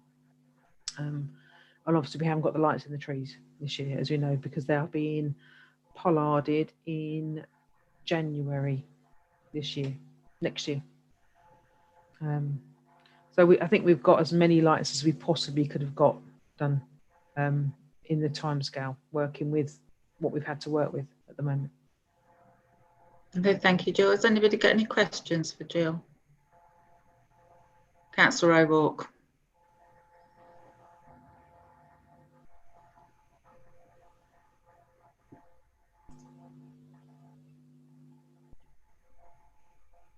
Can you hear me now? Yeah, Yes. I'm going. Okay. I've been speaking to the guys who've been replacing the lampposts. The first question was, we got 3 lampposts in Victoria Road that are only 4 years old. Basically, they're brand new. And they replaced them. And the one outside my house, which is 40 years old, it told me it was okay. So I'm really confused by what the hell's going on with these. Not you, not our council, but with Ringway themselves. They're replacing brand new lampposts, like for like. And then when I said, are you replacing the one outside my house? She said, no, there's nothing wrong with it. So what the hell is going on? I think some of the lampposts, even it wasn't necessarily their age. There was some issues with some lampposts that had previously had holes drilled in them, and therefore it affected their structure, and therefore they were unsafe. It wasn't necessarily about how old they were. It was about whether they'd been hit by something, whether they'd had a hole drilled in it, and therefore they were compromised. So that's the reason why they were replacing some and not others. But I thought Victoria had the whole road done, but I haven't been up there and walked up and down it, so I don't know for sure. Okay. Anybody else got any questions? So I have a question. The ones in Aylesbury Street, are they actually going to get to these ones, and so we can get some lights on them? Because it's going to be very disappointing. Because if we're not doing Victoria Road, it's going to be very disappointing. Yes, I spoke to them today. They are going. I've instructed our contractor to go and install the lights this Saturday in the lamps in the columns they can. They couldn't do it last week because Milton Keynes Council hadn't gone in and installed the connections that we needed. So they are going to be installing them this weekend, which is why they weren't done last weekend. So literally we're on a daily basis moving forward on these. Okay, so when we switch them on the 28th, a Saturday, which is we're not having any big switch on or anything, will Aylesbury Street get theirs turned on as well, or will they come later? No, they should be there on Saturday. They should be there during the day. Okay. And they'll all go on the same time as just 3 o'clock. They're all due to be timed to come on at 3 o'clock. Okay, that's great. I can guarantee that it'll be all the columns in Aylesbury Street. No, it won't be all of them, no. Because we can't instruct our contractors to put lights on when there are not the appropriate switches inside. Okay, so there's a good percentage going on in Aylesbury Street. Yes, I don't know how many exactly at the moment, but once they've come back to me on Monday next week, I'll know how many have been installed, and then we can go back to Milton Keynes Council and ask why the others haven't been upgraded. Okay. The work's being done on the same day as the switch on, you see. Yeah. Okay. Anybody else got any questions? Councillor Stevens. Is the switch on going to be a virtual switch on, so that people can see it happening, or is it just going to happen without anyone knowing what's going on? No, it's going to happen, isn't it? Yeah, they're all the timers. They've all got timers on them, and they're Right. timed to come on at 3 o'clock in the afternoon and go off at 11 at night. Right, So they're coming on Saturday during the day to physically switch them all on, and then the timer will kick in at 3 o'clock. Right, okay. Switch them on. So. Thank you. We're going to do something, can't we, just to show that? Yeah, so it's happening. Yeah. Yeah. Yeah. Thank you. Okay, is everybody happy with that? Can we move on from the Christmas lights? Yep. Okay, I'm very conscious of time now because we've been going for quite some time. If we can try and just keep the business as brisk as we possibly can. Item 13 is to approve terms of reference for the Neighbourhood Plan Steering Group. Now, You missed item 12. 12. Did I miss 12? Did I miss 12? I do apologise. Let's go back to 12. To receive a report detailing the community wellbeing provision for the parish and to consider future support. Oh, this is the important one. This is about the swim that Leon Residents Association want to do, isn't it? So I do apologise. Yes, item 12. Chair, Councillor Bedford's indicating. Obviously, I haven't been here long, so I don't know the whole procedures. But I firstly want to thank Janice for coming on earlier. I know she's not here now, but she might be watching on YouTube. And I thought she gave a very passionate speech about what's going on in the local community. And I think the report itself is really interesting. And I would provisionally back a fair few of these schemes, sort of the Wellbeing Counselling Service, in particular, along with the Age UK MK Dinner Service and Befriending Service, and the potential funding for swimming pool provision. I don't know how this sort of thing goes forward, but I would want to see more work done and sort of a strategy come together, and whether we could see what we could fit into the budget for this, and then go from there. Really, as when we have a budget, look at what we could afford, and then find out a bit more about how much funding is particularly needed. For example, the Age UK, the MK Dinner Service, we need to see some proposals as to the need and how much funding is required and stuff like that. Okay, thank you, Councillor Bedford. Councillor Haynes? Can't hear you, Ron. Can you hear me now? Yeah. Can you hear me now? Yes, we can. Yeah. Oh, good. Am I allowed to talk on this issue as I'm part of the Residents Association? I believe I am, as I can't make. I don't have a genuine interest, do you, Councillor? No, it's just on well, as you see, Jenny's put a good report together for us, and I'd like to mention about the swimming, because I've been talking to the older people and the younger people, and the younger people, because their parents have been furloughed and some have lost their jobs, they've been going swimming in open water like the Blue Lagoon and Caldecott Lake. And I thought, well, you know, this is totally unacceptable. You know, if they choose to go there and they have an accident, then that's down to them. But if we've got free swimming for them, they've got no reason to go to these open lakes and risk their lives and probably other people's trying to help them. And also with the older people now, in the past we would say, oh, well, the older people can afford it. Well, now you've got to realise they have now got to pay for their TV licences, which has gone up. And also Milton Keynes Council have taken away the £1 discretionary fare before 9:30. So you have to pay full fare on the buses now when you're an older person. And if you've got an hospital appointment a couple of times a month, plus your TV licence, that's quite a bit of money out of your monthly budget. So I feel now is the time to bring back free swimming for the young and the old. Okay, that's lovely. Thank you very much, Councillor Haynes. Councillor Hume. So there's lots in this report, and I think this report has been really well put together. So I think it's worth saying to Jill and Ruth, who've put that together, a big thank you for that, for putting it all together and what we currently do around wellbeing and some of our services. I think as a council, we've been very focused on the environment, and I understand why, and our buildings over the last few years. And I think we've neglected some of these more social type services that we could provide to the community. It will come as no surprise that I'm fully supportive of the free swimming. Given my position when I first joined the council and even before I joined the council, my comments on the council's decision to remove that, which I still find odd and bewildering, considering that we've had a massive surplus every single year since we cut the free swimming. So I would be fully behind that. It would be good to get some numbers in terms of how the Leisure Centre would administer that. Whether it would be on the same level of cost as previously, I'm not sure. But I think what I'm quite excited by is this wellbeing counselling service. It's really, as somebody, we don't currently have parity between mental and physical health in this country. I know leaders of our governments have said that over the last few years that we should have that. There's been very little attempt to do that, and the NHS isn't necessarily resourced to be able to do that itself. And I think that's a real great shame. But I think looking at these costs and looking at how many people we can support, actually, I think this is really good value. I've been fortunate enough, well, no, I wouldn't say I've been fortunate enough, but I have suffered with mental health issues this year.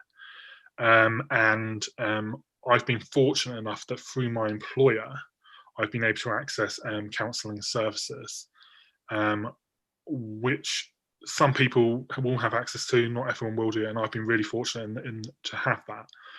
And so I think we need to be looking at how we can make this available to a wider community. It's not huge amounts of cost. 20 clients for a year is probably quite a reasonable number. and we may need to review how whether we can do more or whether that's too much.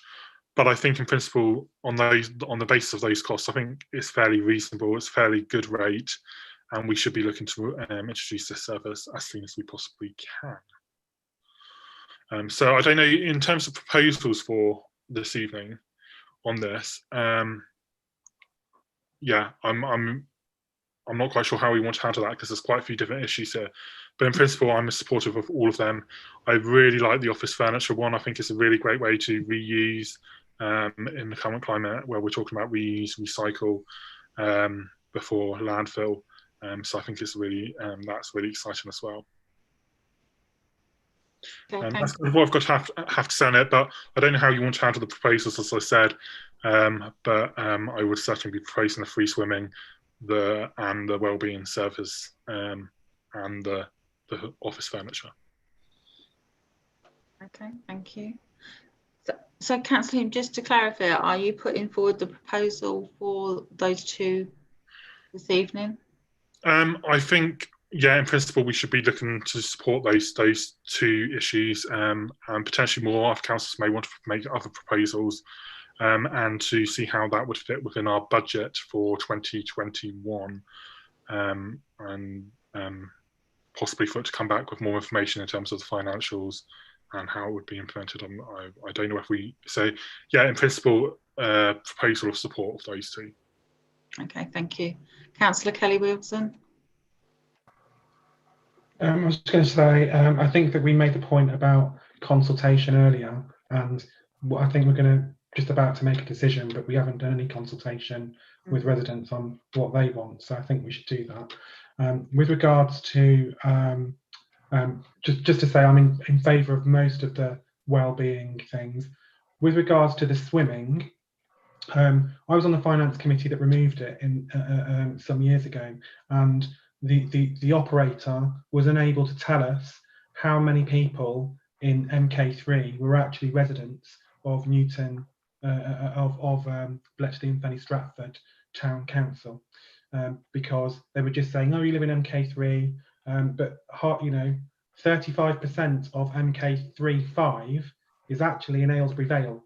So this town council was actually paying for residents who pay council tax or in the borough or in the parish of Stoke Hammond to have free swimming at Bletchley Leisure Centre. And when we asked them for what steps that they could put in place to prevent this from happening, they were not forthcoming. When we said that we wanted to put other steps in to mitigate the cost of the swimming going up as a result, they were not forthcoming. So I think before agreeing to that, I would be wanting to see a fuller paper on what, how the programme would be managed. Okay, thank you, Councillor Kelly-Wilson. Anybody else wish to speak? Councillor Graham. Councillor Graham. Yeah, I'm also in agreement with Councillor Kelly-Wilson in respect of what he's just said. I think there just needs to be a bit more clarification considering what Councillor Kelly-Wilson has just said. So I agree with his proposal if he's going to make one. Okay, anybody else wish to speak? Marie, I think, wants to speak. Oh, Marie, sorry. And Councillor Ely. Is it me? Yes. Oh, sorry. One was just a quick question.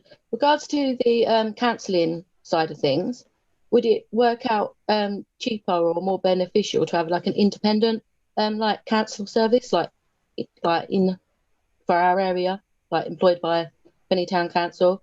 Like instead of you paying so much for so many people, would we not be able to employ like a person to be able to do it as a full-time position for like a year or something and see how it goes? Or does it not work like that? I think that the costs would be considerably higher to employ a full-time person than the figures that are proposed in this paper, but it's something that could be explored. Okay, that was it. Thank you. Okay, thank you. Councillor Ely, I think, was next. Thank you, Chair. I have much sympathy with the problems being discussed. However, my question is what responsibility do we have for it, and what expertise do we have in providing it? There are organisations that are experienced and are very good at providing those sort of services. We aren't, and yet we're considering providing a service that we know not a lot about, and in some cases nothing about.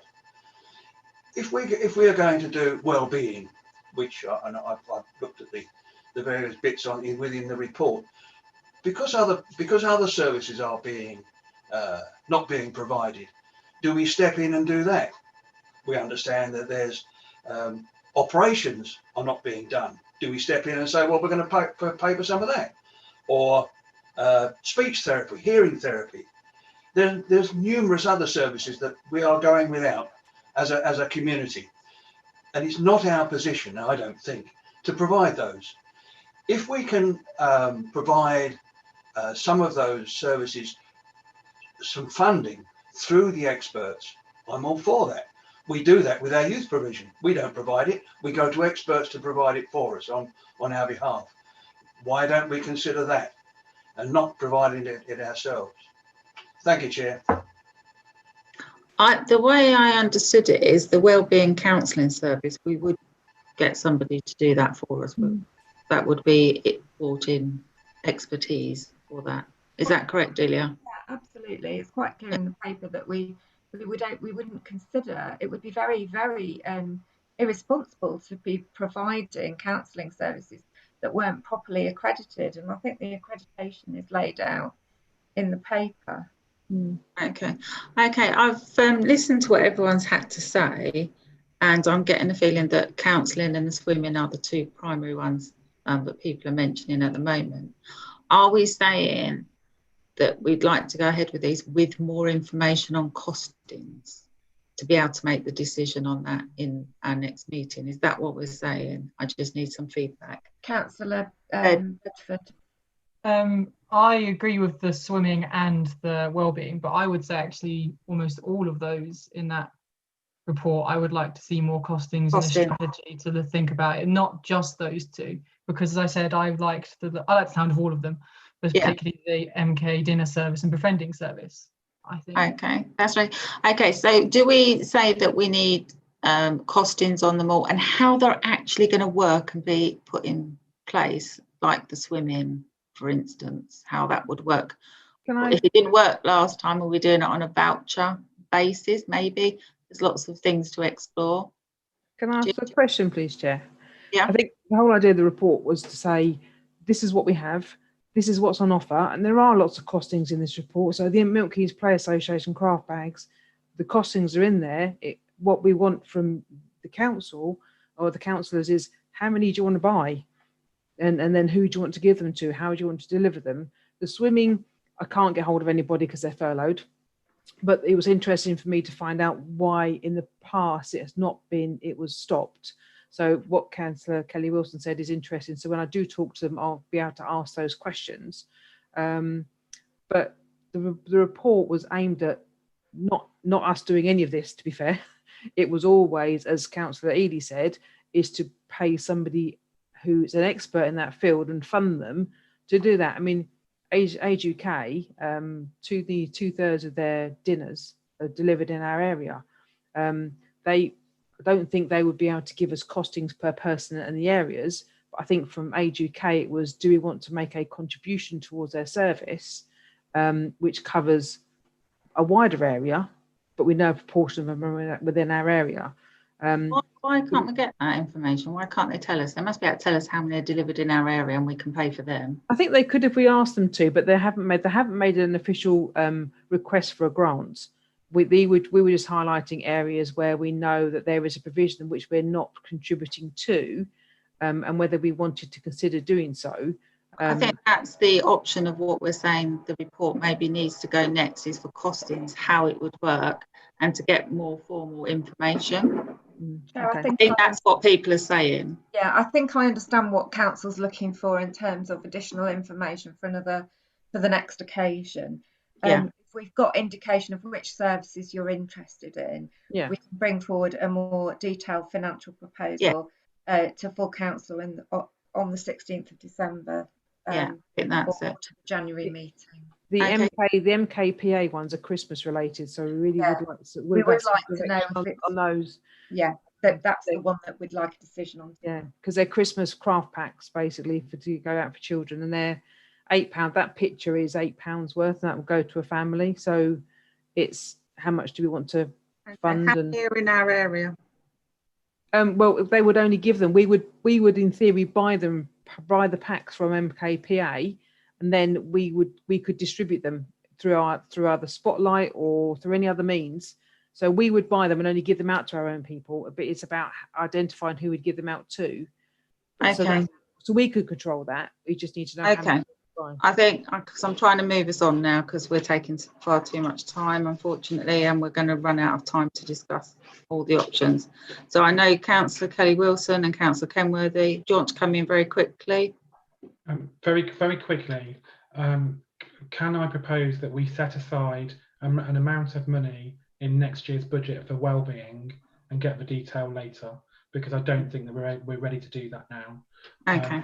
With the items that are for Christmas, that's coming out of this year's budget, and we're currently predicting a surplus. So I think that we can just make a decision today. Okay, thank you. Councillor Kenworthy, if it's quick. Off mute.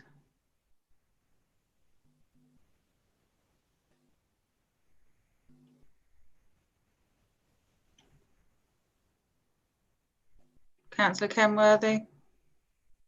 I think we've lost him. Lost Councillor Kenworthy. Okay, well, we're waiting for Councillor Kenworthy. So do we say tonight we need to make a decision on the MKPA craft bags? Can we do that first separately and then deal with the other issues? So I need to know a proposal of how many we buy and which ones we buy. Councillor Hume.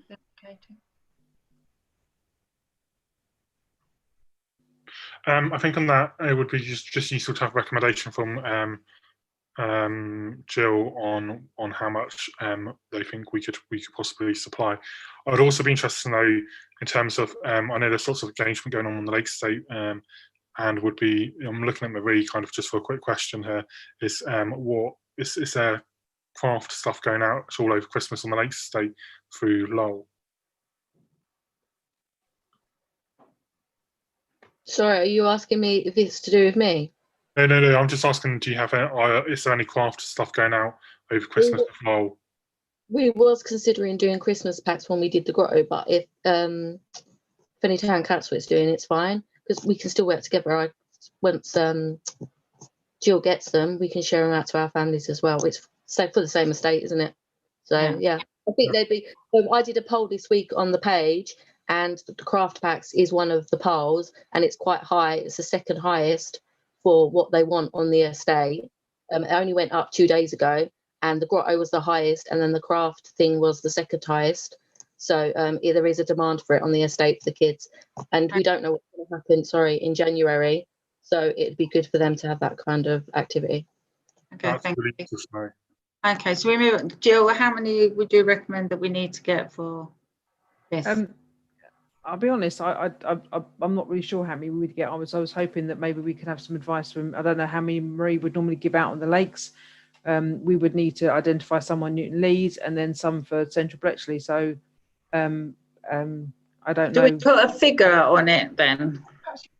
A maximum figure on it, Chair, and then we could... Yeah, put a maximum figure on it. Okay, so can I have a proposal of a value that we wish to spend on the craft bags, please? What the areas you do? Jill? I would say £500. Then £500. Then we can get some of the larger ones and some of the smaller ones, and we can hand them out through various outlets. Okay. Okay, so we say £500 on the craft. So that's the proposal. Do we have a seconder? Okay, so William Hewitt is a seconder. So all those in favour?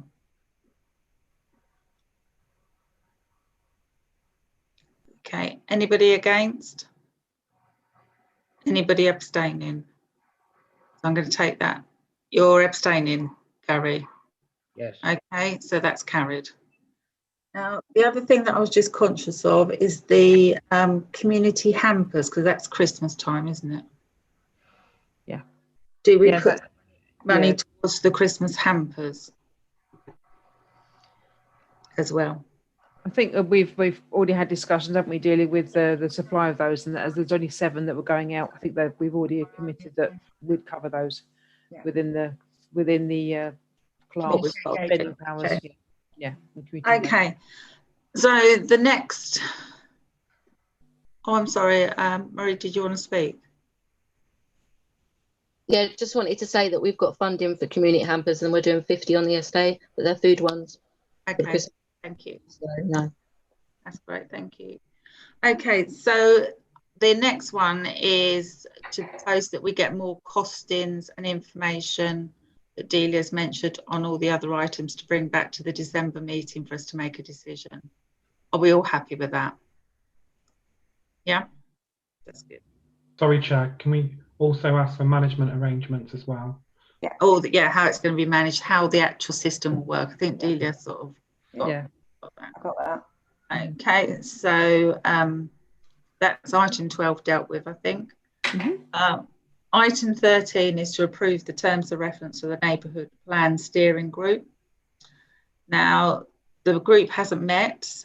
The draft terms of reference of the steering group have been prepared. So we can either look at them now and agree them, and then we can change them in December if there's something we're not happy with, or we can defer this whole matter to December, giving you time to. I'm just thinking of time. Are you happy to defer to December? Councillor Healy's indicating, Chair. Councillor Healy? I think we could approve them, Chair. Okay. They seem very similar to the previous neighbourhood group, planning group we had on the Lakes Estate, and that worked extremely well. So why don't we approve it and then have amendments either from us or recommendations from the subgroup, the panel themselves. Okay, so I'll propose that we approve the terms of reference. Keith, are you going to second that? I'll second, Chair. Okay, all those in favour? Okay, I have that as everybody voting for that. Is there any abstentions? Any against? So that's everybody. Okay, we're now at 21-27. We've still got 1, 2, 3. We've got 4 items left, and we've got a confidential. I'm going to ask the clerk if any of these can be deferred to the next meeting, or whether we need to do an extension of this meeting. If I just check. One is about the carbon audit, the first draft of the budget. I suggest we defer the carbon audit, the first draft of the budget, and I think might be quite a short item, unless members have got a lot to say. I would like to speak about the premises at Queensway, please. Okay, so I'm going to propose that we extend the meeting for a maximum of half an hour to deal with the remaining business, and to defer item 14 to December. Can I have a seconder for that, please? Councillor Ely. Okay, all those in favour? Okay, anybody against? Anybody abstaining? Because there was most people for it, I'm taking that as it was agreed, because I can't see Councillor Hume. It was carried, so that's carried. Okay, so we will defer item 14, so we will go straight to item 15, which is to review the first draft of the budget for 2021 and 2022. Has anybody got anything they want to say? I don't know if Councillor Ely wants to speak. Yeah, go ahead, Councillor Ely. Keith, you're on mute.